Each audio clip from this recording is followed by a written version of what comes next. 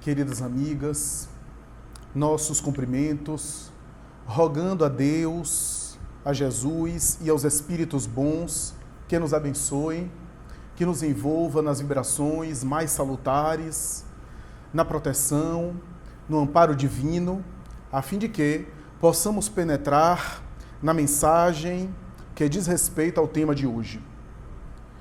Quando o compositor e cantor Fábio Júnior elaborou essa música, com relato dele mesmo, ele comentou publicamente que passava por um momento atribulado de natureza pessoal e havia recorrido ao médium Chico Xavier. Embora não religioso, não espírita, ele sempre admirou o médium Xavier e que mais tarde ele próprio vai dizer que elaboraria uma canção, uma composição em homenagem ao médium mineiro. Nessa época, declaração dele mesmo, Fábio Júnior recorreu ao médium de Minas Gerais por conta de um problema pessoal que ele não declarou qual seria, e depois de receber determinado aconselhamento, diz ele que com a presença de Chico Xavier, a semelhança das almas nobres, dos espíritos nobres, dos espíritos missionários, ele foi tomado por uma emoção inexplicável e só fazia chorar. E quando conseguiu, mais tarde, articular a palavra, entre uma e outra consideração, ele havia dito a Chico que não era religioso e que não se identificava com uma causa religiosa específica e uma militância espiritual e religiosa em alguma instituição específica. E ele disse, declarou de público, que o médium e homem de bem, considerado por muitos a maior antena mediúnica do século XX e certamente do século XXI, declararia para ele: mas meu filho, se você quiser e se você escolher assim, você pode fazer da sua música e da sua arte uma religião. E ele costuma declarar isso para onde passa, que aonde nós formos plantados, aonde nós formos colocados pela vida, nós podemos fazer da nossa vida e da nossa atividade que a gente desempenha uma atitude religiosa. Da palavra religião, religare, ligar, vincular, ligar a criatura ao sagrado, ligar ela ao próximo com um laço que signifique união, utilidade, fraternidade. Razão pela qual essa colocação do Chico não deixa de ser uma colocação da mais profunda sofisticação religiosa. Porque ao longo das épocas, ao longo da história, a gente separou religião em determinado contexto ritualístico, litúrgico, onde a gente faz um movimento social, onde a gente se reúne em determinada assembleia, em determinada agremiação, e fora desse contexto nós temos uma vida profana, uma vida material, uma vida mundana. Como se essas coisas estivessem necessariamente separados. Nós colocamos a religião apenas dentro do templo da instituição e fora do templo nós não temos manifestações ou não temos uma dimensão religiosa também. Esse foi o erro, talvez, histórico da humanidade no sentido religioso. Separar, como diz Emmanuel, em Caminho, Verdade e Vida, separar oficina de templo, igreja de trabalho.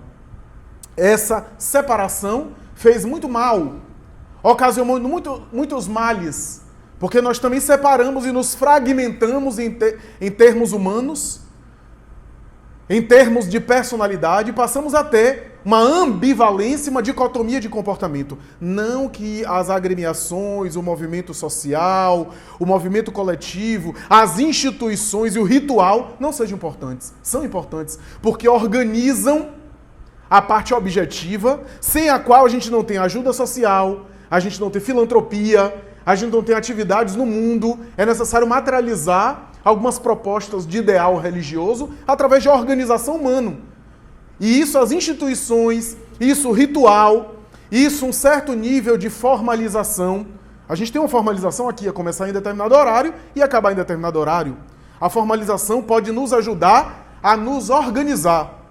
Agora o problema é que a gente se aprisionou de tal forma que a gente ficou escravo do formalismo e da liturgia.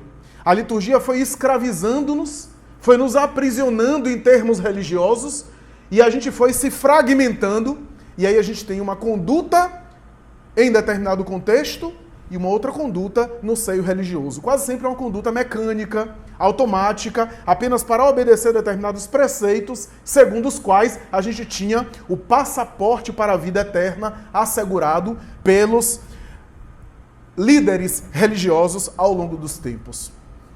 A verdade é que o termo justiça divina, ou o termo justiça, é um termo que parece ter sido elucubrado de épocas muito recuadas. A ideia de justiça parece estar presente no próprio psiquismo humano. Poderíamos até afirmar que o conceito, a ideia de uma justiça transcendente, de uma justiça sagrada, de uma justiça divina, é uma espécie de arquétipo para me apropriar de um termo que Carl Gustav Jung, o psiquiatra de Zurique, discípulo de Freud, utilizou na sua teoria da psicologia analítica. A justiça divina, o conceito de justiça divina pode ser considerado um arquétipo, porque está presente em épocas muito recuadas e sempre esteve presente ao longo das épocas. A ideia do brocardo popular, que inclusive é o título da música, que é um ditado popular, está presente ao longo dos évos, ao longo dos tempos, está presente na cultura formal, na cultura popular, na tradição folclórica, a ideia de que existe uma justiça maior e que existe algum tipo de compensação positiva ou negativa para os atos que são executados na vida terrena.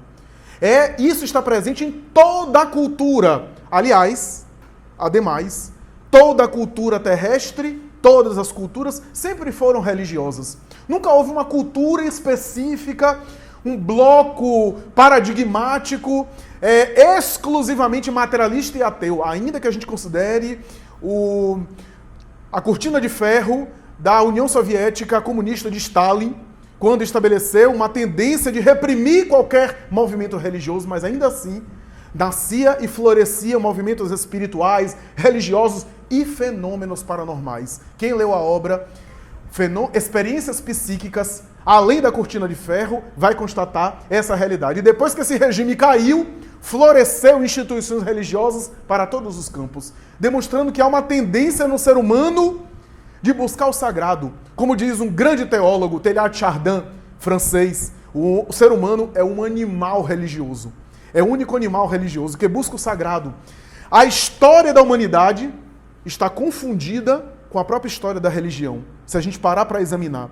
A ponto de indivíduos ateus, indivíduos que não são religiosos, se interessarem pela religião e chegarem a afirmar, como é o caso do filósofo e historiador brasileiro Leandro Carnal, que diz isso de público, que se a gente excluir o estudo da religião, a história humana ficaria muito pobre. Porque os signos, os símbolos e os elementos religiosos estiveram presentes ao longo dos tempos. E um dos conceitos básicos, um dos elementos básicos para essa mentalidade religiosa era a ideia da justiça divina, de uma justiça transcendente, de uma compensação, que foi sendo modificada ao longo dos tempos, dos povos animistas, que acreditavam em deuses nas manifestações naturais da natureza, ao seu entorno, até os politeístas e mais tarde os monoteístas, dos cultos tribais, as manifestações rupestres, das manifestações mais primitivas da tradição paleolítica, até as grandes manifestações teológicas do Ocidente e do Oriente. Nós temos sempre essa ideia como sendo base, aliás, sem a qual o conceito de religião e de Deus parece carecer de sentido. Se a gente não entende a ideia de que há algum tipo de compensação e de equilíbrio universal, se a gente acha que o universo é um caos, não há lugar, espaço teórico para colocar a ideia de uma divindade. A ideia de um elemento inteligente que formatou o universo, que organizou a vida material. Então, parece que o conceito de Deus, ou de deuses, para me utilizar também, para me referir a culturas antigas politeístas, está associado também a uma ideia de equilíbrio cósmico, equilíbrio que compensa o caos, o aparente caos, no equilíbrio divino, que é a ideia da justiça divina. Porque o conceito de justiça tem a ver com equiparação, com equidade, com compensação. Essa é a ideia, inclusive, na justiça humana. O ordenamento jurídico não trabalha em cima disso? Você esteve aqui, alguém lhe causou um prejuízo, digamos, um prejuízo financeiro. Aí você recorre à justiça para que você tenha uma compensação. E, de repente, a pessoa que foi culpada pelo seu prejuízo financeiro lhe indeniza com aquele valor, com aquele prejuízo, um prejuízo específico, compatível com o seu dano, para equiparar. Alguém destrói um patrimônio seu, você recorre à justiça, e a ideia é equilibrar aquele prejuízo seu com um benefício. Essa é a ideia de justiça de maneira bem superficial. Estou colocando de maneira bem superficial. A ideia de justiça e de conceito de justiça que esteve na mentalidade do homem mais primário, do homem mais primitivo. Mesmo que mais instinto do que razão, a justiça era feita também de ferocidade, de crueldade e de sentimento de vingança. Parece que o elemento que Jung também chamou de self, o elemento religioso e o sentimento religioso está associado à ideia de justiça. Tanto é que alguns autores atribuem a ideia de que os primeiros conceitos do direito parecem ter surgido com a criatura em contato com o transcendente, como é o caso do direito à herança, que parece ter surgido a partir de confabulações com os mortos, porque os mortos voltavam para se comunicar e dizer o que queria fazer com a herança dele. Olha que coisa, se essa moda pega hoje no Brasil. Mas, na verdade, alguns mortos ficam apegados. Quem leu Humberto de Campos Espírito através de Chico Xavier, há um texto emblemático dele chamado Educação para a Morte, que ele fala sobre as situações dos desencarnados. E ele vai dizer, entre outras coisas, o seguinte: acerte a sua papelada enquanto estiver no corpo. Do contrário, se você estiver muito apegado aos seus bens, você vai ser obrigado a comparecer em cartório, em audiência judicial, e ver os seus bens sendo usados justamente como você não gostaria. Porque agora você não é mais administrador daqueles bens. Então, a verdade é que os livros religiosos, os códigos de ética, parecem ter sido todos elaborados numa ideia, ainda que pálida, ainda que distorcida, grosseira, a depender do povo, a depender da cultura, de uma justiça divina. Ainda que, primariamente, a justiça divina era injusta aos nossos olhos, privilegiar um povo em detrimento de outro povo, como é o caso da cultura israelita da época de Jesus e dos profetas. Deus era Deus dos judeus e não dos outros povos. Para o nosso olhar, hoje, no século XXI, isso parece absurdo, mas era uma verdade inquestionável para o povo hebreu, que passou por várias escravidões, que passou por vários massacres e que, no seu seio, recebia uma série de profetas consolando e dando esperanças para um futuro onde esse povo deveria ser erguido à primazia, porque também tinha um desejo de poder, de dominar. O poder era o mesmo. Era, portanto, esse sentimento nacionalista que tinha por base uma ética também religiosa e uma ideia de justiça divina de compensar todo o sofrimento do povo com agora a bênção de Yahvé, de Elohim e assim por diante. Por isso, desde o Mahabharata, o Vedanta, o Bhagavad Gita, os Upanishads, o livro dos mortos do Egito, o livro tibetano dos mortos, a própria Bíblia e os livros sagrados de maneira geral, todos eles falam numa justiça divina, numa compensação. Alguns falam numa compensação na vida presente, na vida material. Por exemplo, o Código Legislativo de Moisés, em muitas situações, falam de compensações na vida material. O mais conhecido foi aquele que o próprio Jesus citou: honrai pai e mãe, para que tenhais longos dias de vida na terra. Então a compensação era na terra. Ou seja, se o indivíduo respeitasse os pais, viveria mais tempo no mundo. Jesus, se apropriando disso, vai inclusive estabelecer uma das suas bem-aventuranças: herdar a terra. Bem-aventurados os pacíficos, porque herdarão a terra. Fazendo alusão à pessoa que se controla a si mesma, que venceu as violências. E é verdade, porque a pessoa que é muito violenta, que é muito agressiva, faz mal à própria saúde e morre mais cedo. Então, essa era a ideia que estava presente, e em todos os livros religiosos, em todos os códigos, havia esse conceito de justiça. Tanto é que os primeiros códigos legais, civis, eram baseados em ideias religiosas e em ideias espirituais, na sua maioria. Ou eram intuições sutis e indiretas da justiça divina que o homem primitivo tinha, ou eram necessariamente uma ideia de implantar um ordenamento jurídico baseado na ideia de que se fazia da lei divina. E é por isso que a gente vai ver, da pedra de Roseta no Antigo Egito, elementos legais ali colocados, atribuídos a questões divinas, ao Código de Hammurabi, código conhecido, à lei de Talião, e a legislação de Moisés, que se utilizou de alguns pontos de Hammurabi, segundo alguns autores, e boa parte da chamada lei de Talião, a justiça foi evoluindo, o conceito de justiça foi evoluindo. A lei de Talião já era, inclusive, um avanço para muitos, e a legislação mosaica assim o era. Porque antes da lei de Talião, era algo desproporcional. Você roubou um pé de couve para comer na horta do vizinho, você era assassinado. Agora não, você roubou, você tem só a mão decepada. Parece absurdo, cruel, mas já era um avanço do ponto de vista legal. Talião, olho por olho, dente por dente. Daí para cada ação, uma retaliação. A palavra retaliação vem de talião. Retaliação. A legislação mosaica estabelece 613 mandamentos. Então, quando você vê Jesus conversando com os fariseus, qual é o maior mandamento da lei? São 613. Os 10, o decálogo, é apenas parte de uma legislação maior. São 613. Tem mandamento para tudo, até para raspar a cara, fazer a barba. Tem de tudo. E algumas coisas bastante duras. Se você vê um falso profeta na rua e você não apedrejá-lo até a morte, você é digno de morte. Então, tem coisas duras na legislação mosaica, né?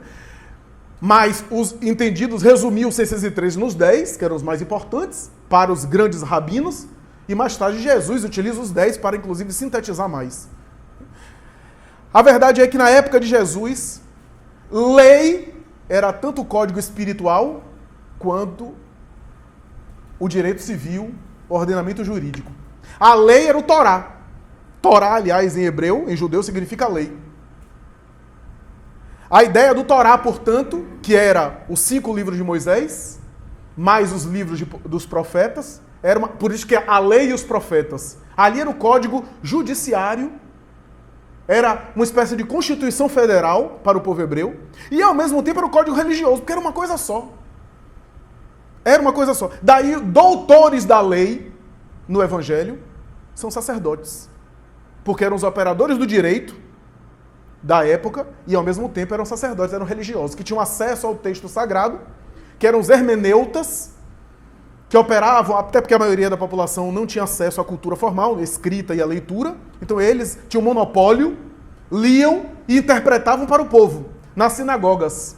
Né? E o Sinédrio, que seria a sinagoga maior, Sinédrio de Jerusalém, seria como sendo um Supremo Tribunal Federal. Aliás, é melhor não falar sobre o Supremo Tribunal Federal hoje em dia, que a coisa está muito polêmica.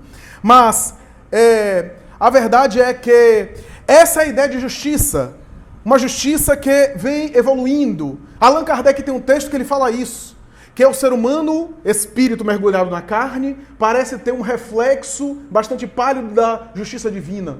E à medida que ele evolui e que vai superando a matéria, mais claros esses conceitos ficam.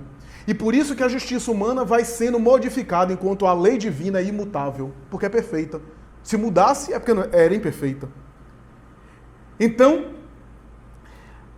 a ideia é que o espírito humano, ao ir evoluindo, ao progredindo, ele vai adotando concepções de justiça cada vez mais próximos da lei divina, da lei universal. Essa é a ideia. Essa é a ideia. A justiça divina, portanto, tem um histórico. Se a gente for compulsar a tradição religiosa, a gente vê cada coisa interessante e cada coisa curiosa ao longo da história, desde os gregos com os Campos Elíseos, o Tártaro, o Hades, Império Romano que herdou um pouco essa tradição, os monturos da cultura hebraica, as hienas infernais, Essa ideia que mais tarde apareceria na tradição cristã ocidental da Idade Média, na teologia do céu e do inferno. Essa teologia que apareceu também como sendo esse conceito de uma compensação, como a ideia do homem medieval era que o melhor de tudo era não trabalhar. Então o céu quase sempre era feito de pessoas ociosas, que não trabalhavam a vida inteira ali. Porque escravo é que trabalhava, nobre não. Daí Deus era visto como um rei, porque um rei da Idade Média era o máximo. Era uma criatura invejada. Então Deus tinha que ser um rei, alguém sentado no trono com a coroa. Era essa a ideia. E o inferno deveria ser uma chama, um fogo, que era talvez o pior sofrimento que a criatura poderia vivenciar na Idade Média. E ao mesmo tempo, segundo outro autor, seria também um símbolo das labaredas dos conflitos sexuais de muitos religiosos. As paixões ardentes, mal direcionadas, reprimidas e recalcadas, que também colocavam conflitos nos seus fiéis. A verdade é que esses conceitos foram Dante Alighieri, na sua Divina Comédia, estabelece uma espécie de paradigma medieval, a maior obra considerada da Idade Média. Quando ele, em Fenômeno Mediúnico, sai do corpo, ora, levado por Virgílio para regiões que eles chamam dos infernos, expressão da Idade Média, as várias regiões, ele coloca inclusive vários locais, vários infernos específicos, vários demônios na sua colocação. Era experiência espiritual, mas ele traduzia com a linguagem que ele tinha, como também os céus que ele visualizava. É notório e conhecido os relatos de Teresa de Ávila, que em sonho, em desdobramento astral, em viagem astral, era levada aos infernos pelo próprio Jesus para contemplar o que acontecia ao indivíduo quando não cumpria bem a missão que Deus havia lhe outorgado. Então, nós temos essa ideia. O apóstolo Paulo, na Bíblia, fala dos 3 céus, o terceiro céu que ele é arrebatado. E assim a gente vai ver essa ideia de camadas cerúleas, celestiais, ou regiões infernais diferentes, está presente ao longo da história, da tradição, da cultura, como uma espécie de compensação para as atitudes da vida, para o tipo de conduta, apesar de muito imperfeita, de muito limitada, essas teologias, locais para sempre, estanques, né, quase sempre nas teorias cristãs, que tinha a ideia da unicidade da vida, né? E do outro lado, no Oriente, também a teologia, embora tivesse a reencarnação, era também uma ideia distorcida. Eram conceitos distorcidos, porque o homem fazia pálida a ideia da vida espiritual e pálida a ideia do conceito de justiça divina. Kardec vai dizer no Céu e Inferno, quanto mais o homem é material, mais ele constrói a vida após a morte material. Quanto mais o homem se espiritualiza, mais ele compreende espiritualmente falando a vida espiritual. E aí nós vemos no Oriente a ideia da reencarnação sendo usada como a lei do karma, palavra sânscrita, que significa lei do retorno, ou ação e reação, mas que com o tempo foi distorcida para uma conotação fatalista, embora não é isso que pensava Buda e outros. E mais tarde nós temos o karma, aliás, no passado, na origem, tinha um karma do bem e do mal. Mais tarde, o karma teve essa conotação, criou-se a lei do Dharma, o karma e o Dharma. Mas a verdade é que, ainda assim, a ideia do karma oriental é determinista, absoluto. A ideia de que você sempre tem um retorno de maneira fatalista. E aí a gente tem, ao longo dos tempos, criações e distorções do conceito reencarnacionista, inclusive como forma de controle social e manipulação. Quem não se recorda do sistema de castas do hinduísmo, na velha Índia, onde se utiliza um conceito reencarnacionista para estabelecer verdadeiras injustiças sociais. A ideia de que alguém se nasceu pária, portanto, descendente dos párias, deve ficar pária, deve sofrer como um pária e deve permanecer pária o resto da vida, em detrimento dos marajás e assim por diante. Sistema de castas que o espírito Emmanuel vai ter uma nota fantástica em A Caminho da Luz, dizendo: Gandhi, durante toda a vida, tentou derrubar esse sistema de castas da Índia e não conseguiu. E ainda hoje, desencarnado, ele continua trabalhando espiritualmente para que esse conceito, de maneira absoluta, seja superado, porque ainda há bolsões, ainda há esse conceito em parte da Índia. Essa ideia do karma, do sistema de castas, a doutrina espírita, que é uma reunião de informações do mundo espiritual, uma síntese da sabedoria universal, que penetra nos elementos religiosos de todos os tempos, se propõe a organizar algo que não é original dela, porque os elementos básicos do espiritismo não pertencem só ao espiritismo, pertencem à humanidade. O espiritismo é a ciência do elemento espiritual, diz Allan Kardec em outras palavras. É a ciência que estuda o mundo espiritual e suas relações com o mundo material. Portanto, é uma proposta de investigar o mundo espiritual, tentando afastar superstições, as opiniões pessoais, as ignorâncias, as distorções. Com que ferramenta? Os próprios espíritos que se comunicam. Dá voz aos espíritos. Ninguém, como Allan Kardec, fez o que ele fez. De dialogar com o mundo espiritual de maneira metodológica. Sócrates dialogava com seu daimon, o seu anjo guardião. Mas Allan Kardec coletou mais de 1000 contatos diferentes em vários centros mediúnicos e de pesquisas espíritas da época.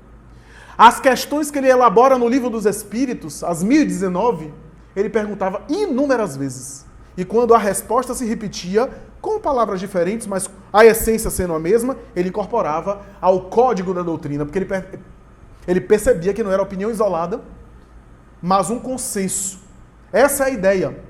Porque ele vai dizer, se os espíritos são as almas dos homens que viveram na Terra, fora do corpo, há espíritos tanto ignorantes quanto sábios. Da mesma forma que a população humana tem muita gente que é muito sábia e outros que são pseudo-sábios.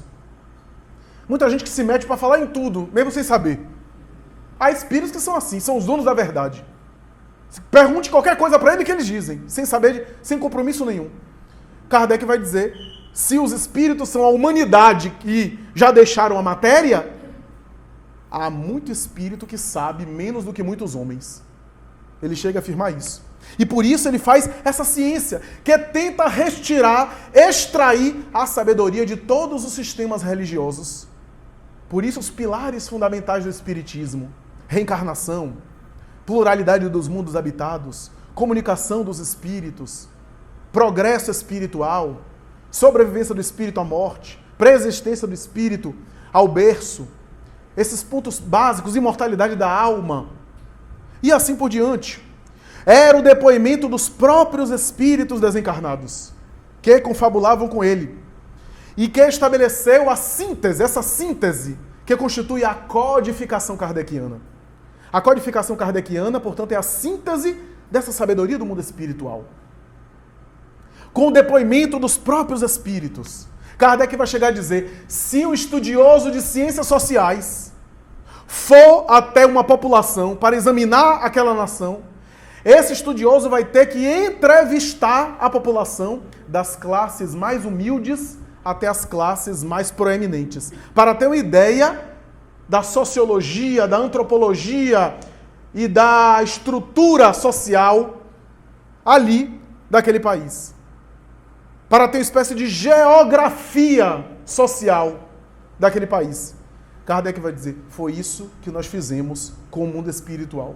Ouvimos os depoimentos dos seres mais grosseiros, das entidades mais rebeldes, até os espíritos mais angelicais. Para ter uma ideia de como é a vida no mundo espiritual. Com o depoimento deles, eles que falavam, eles que descreviam a vida espiritual.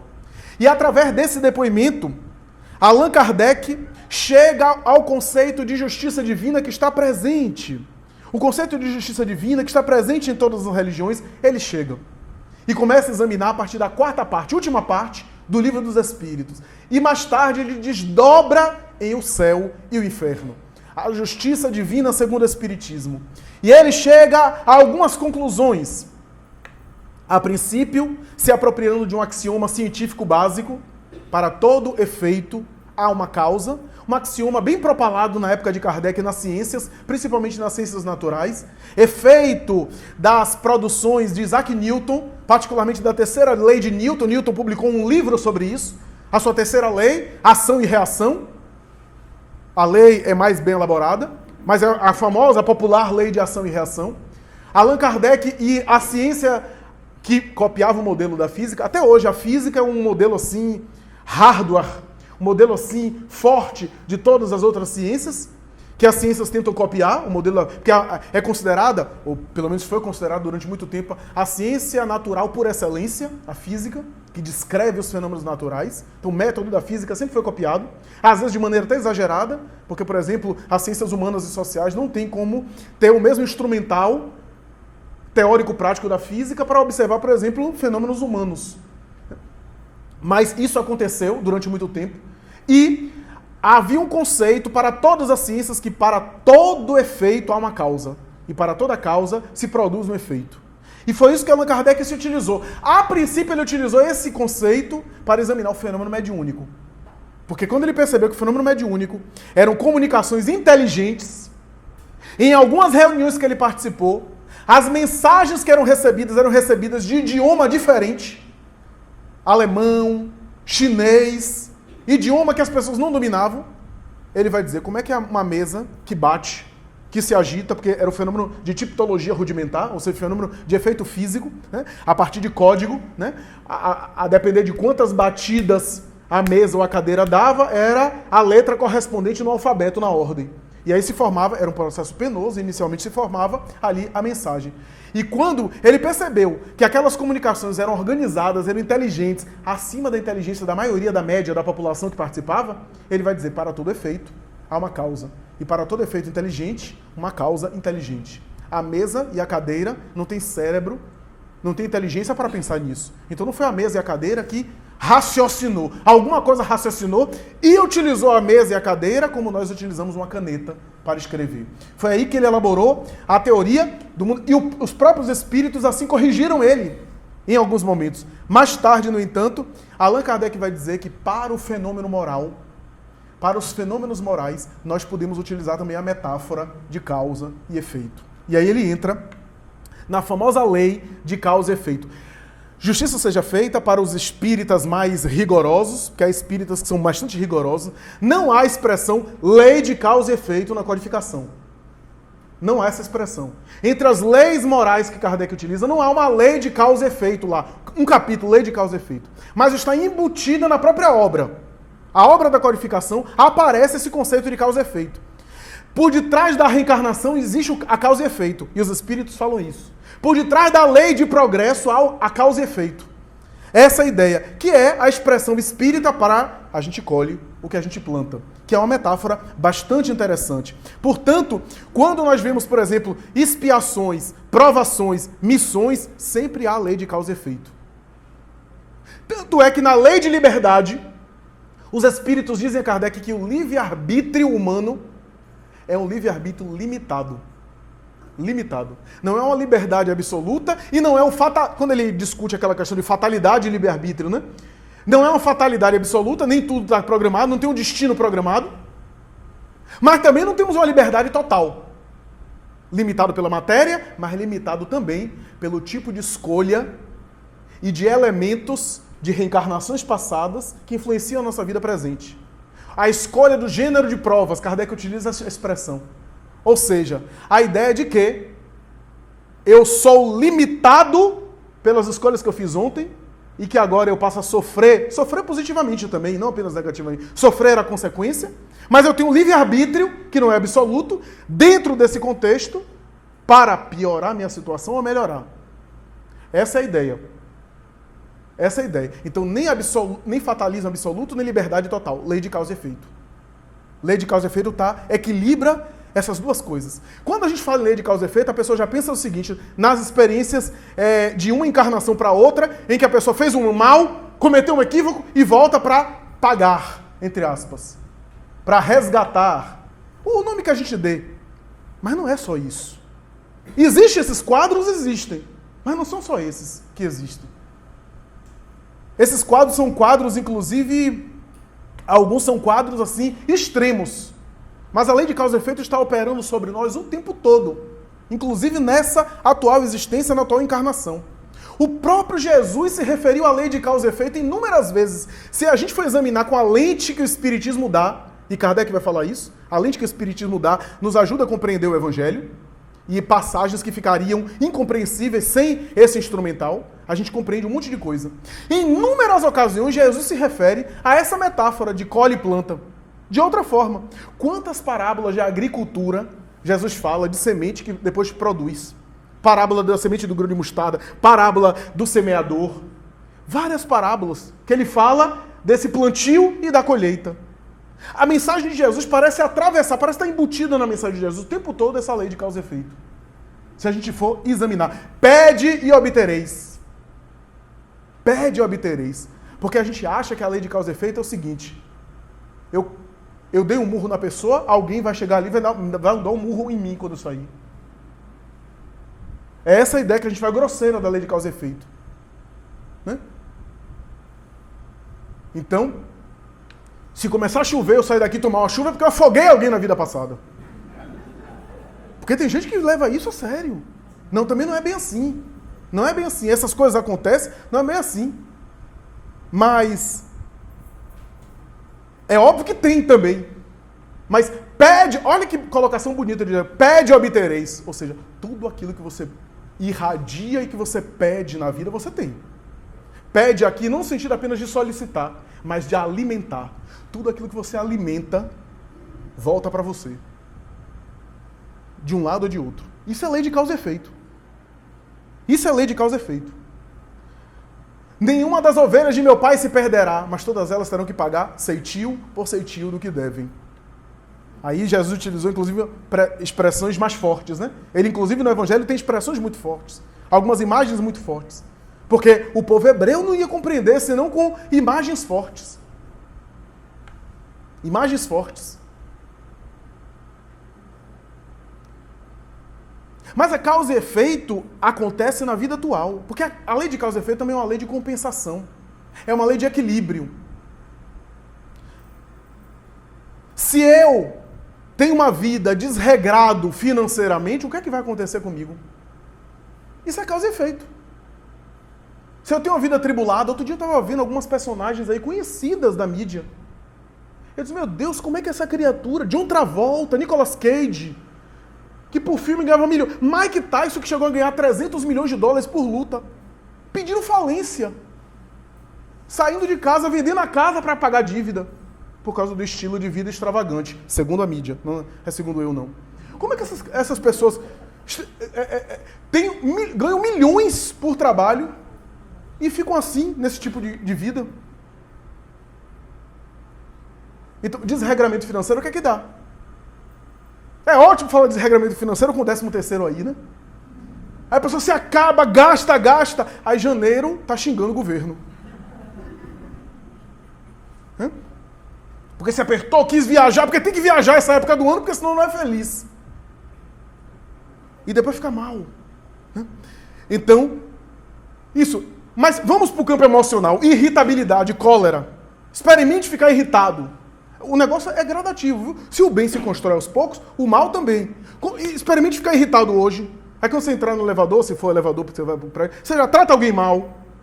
Né? Amanhã você acorda já de mau humor, já distrata o cônjuge, os filhos, mãe e pai. Começa assim a alimentar a irritabilidade. Você vai deprimir. Eu tenho visto isso todo o tempo. Inclusive na minha prática profissional. Começa com irritabilidade, que você vai alimentando irritabilidade, você deprime. Porque imagine, você está cultivando irritabilidade. Você pode até magoar alguém, desorganizar o ambiente, mas o pior, a vítima pior é você. É você que fica com aquilo. Afeta a sua saúde. Vá medindo sua pressão arterial para não ter algum problema. Além do mal-estar que gera ao seu redor, que fica com você, porque você emite, volta. Então, intolerância. Sabe aquela pessoa intolerante, orgulhosa, aquela pessoa que ela é a dona da verdade. Ela sempre está com o olhar clínico vendo o defeito. Sempre está. Se o copo de água não está cheio, eu começo a reclamar aqui, dizendo, pô, mas por que não está cheio? Deveria ser de 400 ml. Então, a pessoa sempre tem um olhar clínico para o defeito. Essa pessoa fica sozinha, porque é uma pessoa tão antipática que até o cachorro, quando ela chega, o cachorro sai da sala. Essa pessoa vai afastando os outros. Aí depois se queixa de solidão, se queixa que ninguém busca ela, que ninguém toma iniciativa para ligar, para mandar o WhatsApp. Por quê? Porque ela própria vai gerando isso ao seu redor. Nesse olhar clínico de intolerância. Então, desregramento e excessos, sexo, bebida, aí vem enfermidades, vem problema de saúde. Causa e efeito nessa vida. Só que se existe nessa vida, diz Allan Kardec, capítulo 5 do Evangelho segundo o Espiritismo, justiça das aflições, causas atuais e causas anteriores, ali inclusive Kardec coloca o conceito de causa e efeito nessa vida e em vidas posteriores. Existe também aqueles quadros que a gente alimenta, que passa de uma encarnação a outra, a gente leva o problema. A gente leva a questão. Então a pessoa se desregrou na saúde. Aí volta com a saúde limitada. Volta com limitações na saúde. Então o que ela não fez ontem, que é cuidar da saúde, ter disciplina, ir para o médico, agora ela está sendo obrigada a fazer para não morrer. Mas tem gente que cuida bem da saúde. A pessoa que cuida bem da saúde, na próxima encarnação, volta saudável. Porque ela não agrediu esse patrimônio. Mas tem gente que cuida bem da saúde, mas é um déspota em casa. Tá todo mundo mal. Tem alimentação vegetariana, macrobiótica, mas trata a funcionária com agressividade. Se não fez a sopa como quer, o alface como quer. Trata todo mundo mal, arrogante. Volta com a saúde boa, porque cuidou da saúde, mas volta numa família que não compreende. Numa família que a rejeita. Numa família na qual se sente deslocada, porque a questão era familiar. Então, aquilo que eu abusei, não usei ou desperdicei, me faz falta amanhã. Diz o Espírito Joana de Anjos. Em todos os recursos. É a parábola dos talentos de Jesus. No trabalho, se eu sou aquela pessoa que cuido bem da saúde, trato bem a minha família, eu volto com a família organizada, com a saúde equilibrada, mas no trabalho eu passava a perna em todo mundo, dava golpe financeiro, volto com CPF diferente, porque aí eu volto com outro CPF, né? Reencarno com CPF novo, mas tenho dificuldade financeira, não consigo, às vezes me qualifico profissionalmente, mas não consigo encontrar aquela perspectiva profissional que eu tanto almejo, vivo limitado financeiramente, vivo com dificuldades nessa área financeira. E os guias espirituais dizem, tá bom demais. Se começar a ganhar dinheiro demais, começa a fazer bobagem. Porque na outra encarnação foi assim. Começou a ganhar mais dinheiro, começou a fazer bobagem.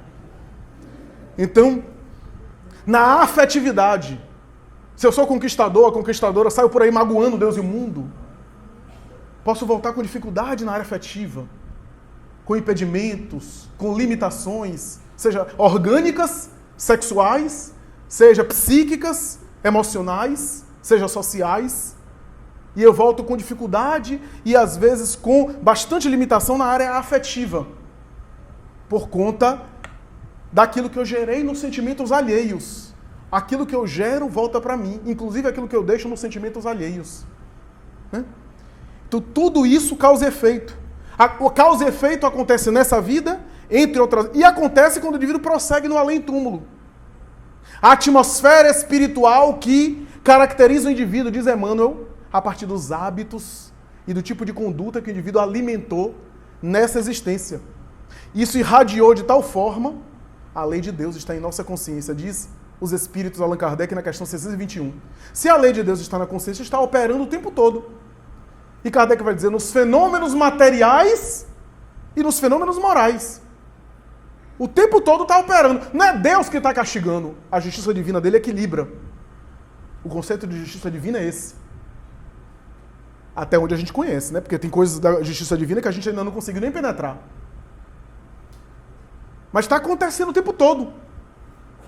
Quer ver? Saia daqui e bata os 3 pratos de feijoada. Eu já tentei fazer isso, não deu muito certo, não. É a lei divina, no âmbito material, no âmbito orgânico. A lei divina atuando. Então, mas nos fenômenos morais, em vez de haver uma punição divina, de maneira pessoal, há um processo que André Luiz chama de zonas de remorso e que Joana de Ângeles e Emmanuel chama da consciência culpada. O espírito com a consciência de culpa, após a morte, acaba sendo atraído, arrastado para os locais que ele próprio construiu no seu mundo íntimo, e em face da consciência de culpa ele se sente necessitado de estar naqueles locais, entre aspas, naquela situação que ele cria para si mesmo, por causa daquilo que gerou nos sentimentos alheios, por causa daquilo que ele compartilhou. Olha que esse negócio de compartilhar hoje em dia está na moda por causa de redes sociais, né? O que é que eu estou compartilhando? A gente tem que pensar muito, porque esses miasmas, eu sou responsável. Se eu só fico compartilho agressividade, o que é que eu estou gerando nos sentimentos dos outros? Agressividade, volúpia. Eu tenho uma amiga minha que ela me disse: Flávio, eu estou quase uma semana sem dormir direito. Eu disse: por quê? Por causa da resposta que eu tenho que dar no grupo de WhatsApp. Eu não estou conseguindo dormir, tomando remédio para dormir, é sério. Por causa das eleições e discussão política, e lá no grupo de WhatsApp. Não conseguiu dormir. Afetou o sono. Então, isso é sério.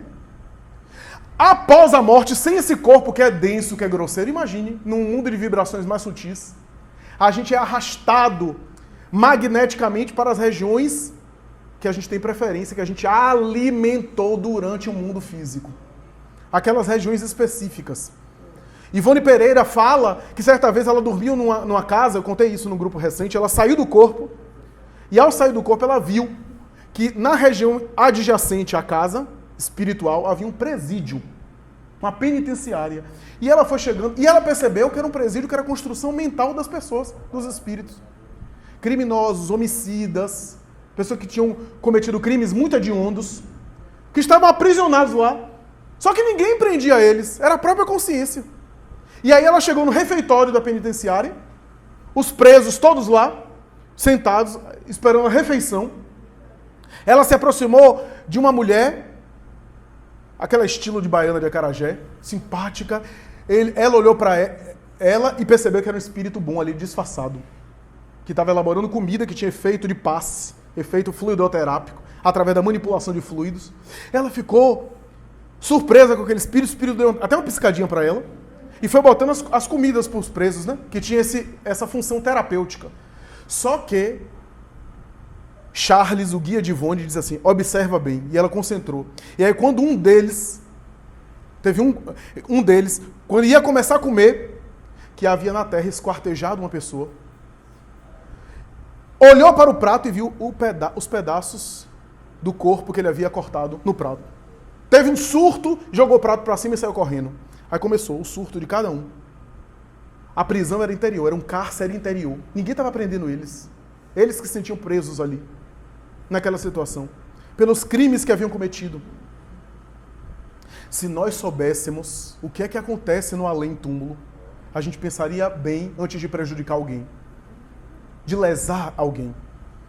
Emmanuel, no livro Leis de Amor, publicado pela FESP, eu já contei isso aqui, perguntaram a Emmanuel o seguinte: o que é que acontecerá com os políticos da terra, corruptos, os administradores do mundo, após eles se darem conta do mal que haviam feito, pela apropriação? Isso não acontece no Brasil, é só em outros países, mas o que é que acontecerá?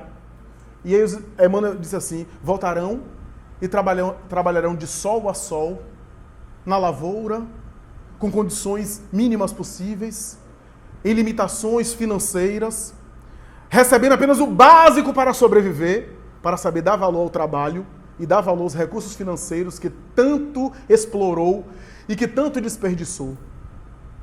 Quando eu li isso pela primeira vez, eu fiquei pensando: vai faltar reforma agrária para caber tanta gente. O que é isso? O que a gente gera nos sentimentos alheios. O que a gente gera nos sentimentos alheios.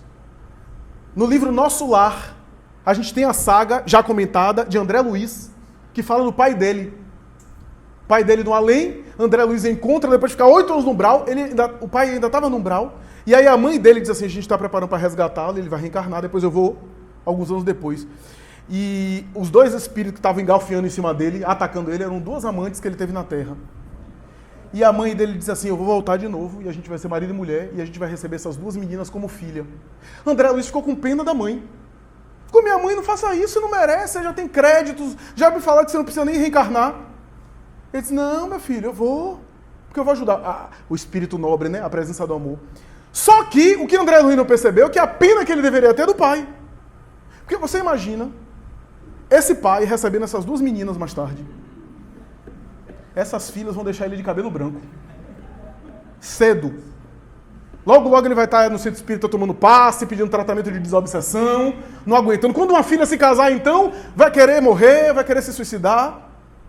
Porque é isso que a lei de causa e efeito faz. Eu passo por alguém, geram sentimentos negativos no outro, leso. Uma hora eu vou encontrar esse outro lá na frente, me exigindo que eu cuide dele, que eu oriente, que eu reoriente. Naquele ponto que eu deixei. Eu perturbo a vida de alguém, lá na frente eu posso encontrar. Agora, é claro que eu não devo à pessoa, eu devo à consciência cósmica. E é esse o ponto que o Espiritismo vem, para eu concluir o meu comentário, para eu finalizar, é esse o ponto que o Espiritismo vem dizer. Porque, digamos que eu passei pela vida, seduzi alguém, prometi mundos e fundos, mas eu só queria usar alguém como objeto. E a pessoa mais tarde morreu. Ou melhor, a pessoa ficou, mas se prostituiu. Não acontecia isso no passado? A pessoa ia para a prostituição. Eu me arrependi. Desejo recuperar-me. Chego para a pessoa, peço perdão. A pessoa não me perdoa. O problema é dela. Eu queria reparar com ela, mas ela não quer. Mas o arrependimento não corrige o que eu fiz. Porque ela continua ali, numa situação dantesca. Mas ela não me permite que eu me reabilite com ela. Eu vou fazer o bem. E o bem que eu faço vai compensando o mal que eu fiz. O amor que cobre a multidão de pecados. Jesus dizia, até agora, João Batista, o reino dos céus era tomado pela violência. Causa e efeito no sentido expiatório. Mas a causa e efeito contempla uma causa positiva que anula uma causa negativa, cujos efeitos negativos estão chegando. Eu gerei uma causa negativa. Os efeitos negativos estão chegando até mim. Eu posso gerar uma causa positiva através do bem que eu faço, do amor que eu prodigalizo, e eu altero. Eu mato alguém, salvo a vida de outra pessoa, reparei o meu dano. Eu prejudico alguém, começo a ajudar o meu próximo, eu estou reparando, eu estou equilibrando. Porque eu evoluo conscientemente. Aí eu estou evoluindo conscientemente. Porque eu posso evoluir batendo cabeça, mas é muito mais sofrido. É só você perceber. Se você quer tocar piano, vá tocar piano sozinho, batendo cabeça, até conseguir. Você aprende, mas é mais difícil.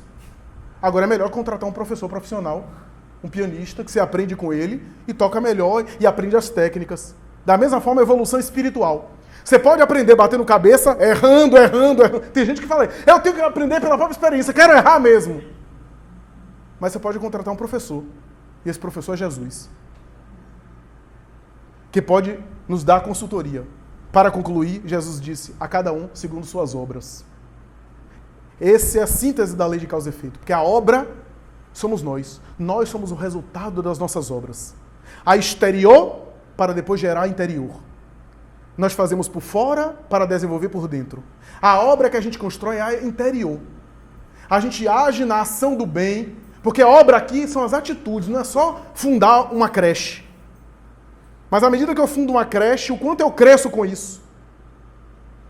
Eu faço por fora para internalizar por dentro. Eu vou construindo por fora, fazendo bem em atitudes, para desenvolver uma obra muito mais importante que a obra interior. É a obra que eu vou levar comigo. Que é aquilo que eu construí dentro de mim mesmo. Por isso que quando Humberto de Campos vai, mais tarde, sintetizar o reino de Deus de Jesus, ele vai dizer, é a obra divina no coração do homem.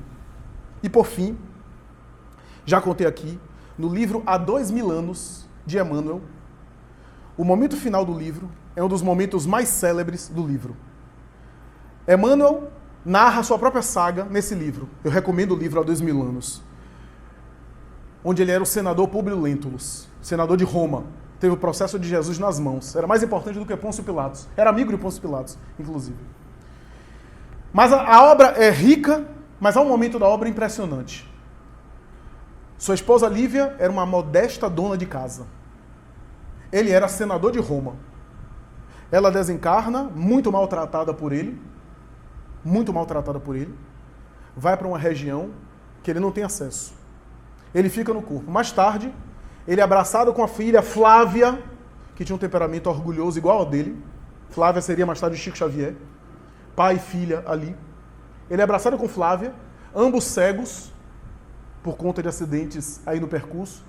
A erupção do Vesúvio, do vulcão, tomou conta da região onde eles estavam. E a obra...